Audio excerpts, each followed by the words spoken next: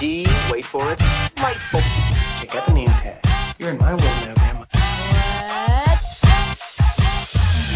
What's up, nerds, and welcome to my week in review, where I come to you every Sunday with 3 entertainment stories that I personally find interesting, and we discuss it down below. You can also find the articles to each story in the description down below also. So let's just get started. Alright, so Jason Momoa is working with Netflix and still also strengthening his relationship with Warner Brothers. Now, he has a role in the new Dune that's coming out, and then he's also has had a show called Frontier for 3 seasons on Netflix, and he's going to have a show with Apple streaming service. I'm not sure what that's going to be called. But anyway, so he got his start on the small screen in TV shows like Stargate Atlantis and Game of Thrones. Now, he's doing a movie for Netflix from the people that made Frontier, and it's called Sweet Girl. Now, it's a revenge movie where someone kills Jason Momoa's wife in the movie, and then he's all like, oh, I'm going to kill you and get revenge and everything. So now, I feel like this is something that we've seen before, and we just see it time and time again. But then again, people do watch the show Frontier. So obviously he has a fan base, and that show has a fan base. And there's obviously a place on Netflix for this kind of content.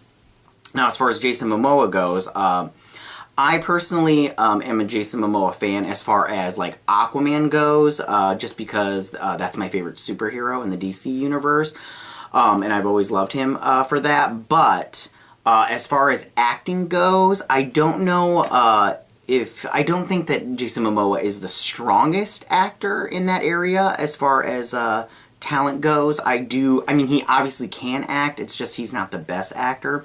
So, I mean, but I don't know if this movie will, like, do well or not on Netflix. They don't release their numbers and stuff, but, I mean, like I said before, there's obviously a fan base of his, and there are some people that are just going to watch it because he's eye candy.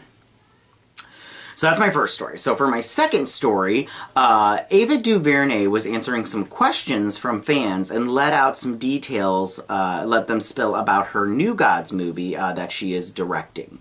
Now, the biggest news was that she confirmed Darkseid and the Female Furies. Now, this isn't a huge surprise because they're both huge in the story that Tom King wrote of the Mr. Miracle comic book, which Tom King is a co-writer on this movie. Also, if you haven't read Tom King's Mr. Miracle comic book, I suggest it. It is very good. Yeah, it's very good. There's a lot of like little things that just pop out that are just so great.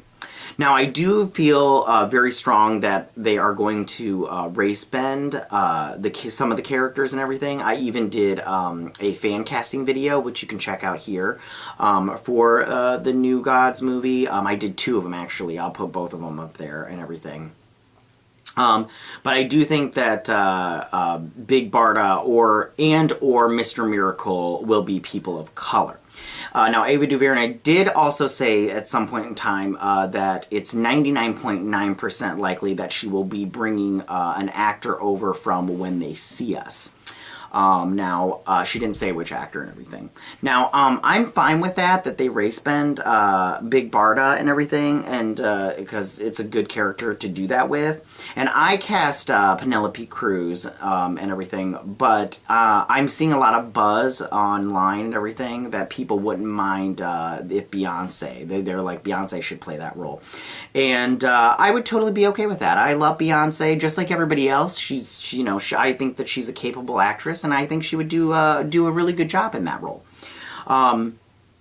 I also think that it's interesting to see how fans react to that. I haven't been looking and seeing if people are like, no, she should be white. I don't know how people react. People are fickle these days. Now, they haven't released the budget for this movie, which I'm very curious about. I think that Tom King doesn't have a very big, he's not a big ideas kind of person. And his Mr. Miracle comic book is lacking in a lot of big action set pieces. That I think that's something that your comic book movie really is going to need, especially this one with such great characters and that do a lot of fighting. I mean, if you don't have a big action set piece in this movie, that will be a bad decision on your part. So I'm curious to see what they're gonna do. If they don't do the big battle sequence and the big fight scenes, then why is this even a movie? Plus, I think Eternals for Marvel is really gonna hurt this movie. I mean, they better start doing stuff like right now if they want this movie to get made. Because if Eternals comes out and they haven't even started anything with this movie, that might kill this movie. Anyways, so for my last story. So James Wan is going to be making a low-budget horror movie next. Now, they haven't said what it's going to be about. They said it'll be an original idea and everything. And a big chunk of the financing is coming from a company that will be handling the Chinese distribution, which is very interesting. Now, if you don't remember, Aquaman did very well in China. And James Wan himself is an Asian director, and I think that he does well with the Asian community. But unfortunately, and it's very interesting, he hasn't done much to help out Asian talent in front of the camera, and hopefully that will change with the whole representation and Asian actors with the success of movies such as Crazy Rich Asians, The Boys That I Loved Before, and Always Be My Maybe, and hopefully that this will reflect in this new horror movie. Maybe he'll cast an Asian lead. We'll see. We'll see. So now it's shooting in Los Angeles, and as you might know, if you shoot in LA, you get a tax credit. And now, after he's done with this movie, he'll be going into pre-production for Aquaman 2 in 2020, and that has a set release date of December 16th, 2022, which I think 4 years after the first movie was released is too long to wait, and I think that they should try to get the Aquaman 2 movie out faster. Not only because I want to see it, because I love Aquaman, but because I do think that 4 years is definitely too long to wait, especially when like Marvel movies are just, you know, pumping them out like a factory. Now, I am excited to see what James Wan does with Aquaman, since he already covered so much ground in the first movie, so that will be interesting to see what he does there. Also, I am interested in this this horror movie that he's talking about. I think that that's where he like got his start from, and I think that I really think that James Wan, when it comes to his movie making and the movies that he makes, I really feel like he's so atmospheric that he just draws you into whatever world that you're watching. So tell me, what do you guys think about these three stories? How do you feel about this new movie that Jason Momoa is going to do for Netflix? Would you guys be interested in seeing it? It's called Sweet Girl, by the way. How do you feel about Ava DuVernay confirming Darkseid and the Female Furies? I mean, it really wasn't a huge surprise, but I mean, it's always nice to make sure that they confirm it. And then how do you feel about James Wan's next project in this horror movie and the whole Aquaman situation coming out 4 years after the first one? Go ahead and leave your comments in that section down below.